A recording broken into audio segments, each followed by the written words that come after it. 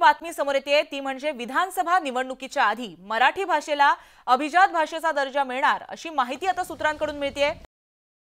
अभिजात दर्जा मिळण्यासाठी मुख्यमंत्री एकनाथ शिंदे यांनी केंद्र सरकार बरोबर अंतिम चर्चा सुरू केली असल्याची माहिती समोर आली आहे। मराठी भाषेला अभिजात दर्जा देण्यासाठी लागणाऱ्या पुरावा कागदपत्रांची पूर्तता झाली असल्याची देखील माहिती आता मिळते।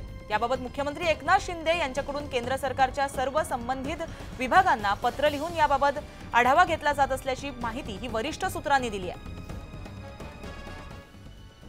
तर आगामी निवडणुकांच्या पार्श्वभूमीवर मोठा निर्णय हा मानला जाईल। मराठी भाषेला अभिजात दर्जा मिळावा यासाठी हालचाली सुरू झाल्या आहेत। याबाबत आपण अधिक माहिती जाणून घेऊ आमचे प्रतिनिधी उदय यांच्याकडून। उदय, ही खूप मोठी अपडेट मानली जाईल आगामी निवडणुकांच्या पार्श्वभूमीवरती आणि विशेषतः प्रत्येक मराठी माणसासाठी, काय सांगाल?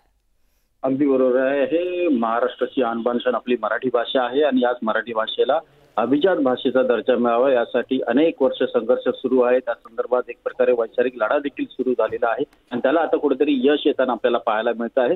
मुख्यमंत्री एकनाथ शिंदे यांनी या संदर्भात युद्धपातळीवरती कागदोपत्री पुराव्यांची पूर्तता जी आहे ती पूर्ण केलेली आहे। सर्व पुराव्यांचे सोपस्कार कार्य आहे ते पार पडले असल्याची माहिती मिळते आणि लवकरच मराठी भाषेला अभिजात भाषेचा दर्जा मिळेल अशी माहिती वरिष्ठ सूत्रांनी दिलेली आहे। अगदी मराठी मन जे आहे ते सुखावलं गेलेलं आहे। मराठी साहित्यिक असतील, मराठी भाषेवरती प्रेम करणारी सर्व जनता असेल यांच्यासाठी अतिशय एक आनंदाची अशी ही बातमी आहे आणि त्या संदर्भात लवकरच घोषणा होणार असल्याची देखील माहिती मिळते आहे। स्वतः मुख्यमंत्री कार्यालयाकडून या संदर्भात पाठपुरावा जो आहे तो अंतिम टप्प्यात आल्याची माहिती मिळते आहे। लवकरच मराठी भाषेला अभिजात भाषा दर्जा मिळेल या संदर्भात केंद्र सरकारकडे जी काही पाठपुरावा केला जात आहे त्याचे स्वरूप जे आहे ते आता अंतिम टप्प्यामध्ये आले असल्याची माहिती मिळते आहे। मुख्यमंत्री एकनाथ शिंदे यांनी या संदर्भात स्वतः पंतप्रधान नरेंद्र मोदी, त्याचबरोबर केंद्रीय गृहमंत्री अमित शहा यांच्याशी देखील चर्चा केली होती। त्याचबरोबर इतर ज्या संबंधित विभाग होते त्यांना जे काही पुरावे पत्रव्यवहार हवे होते ते देखील सर्वांची पूर्तता झालेली आहे। दिवंगत प्राध्यापक हरी नरके सर यांनी या संदर्भात प्रचंड मेहनत जी आहे ती घेतली होती। त्या संदर्भातले जे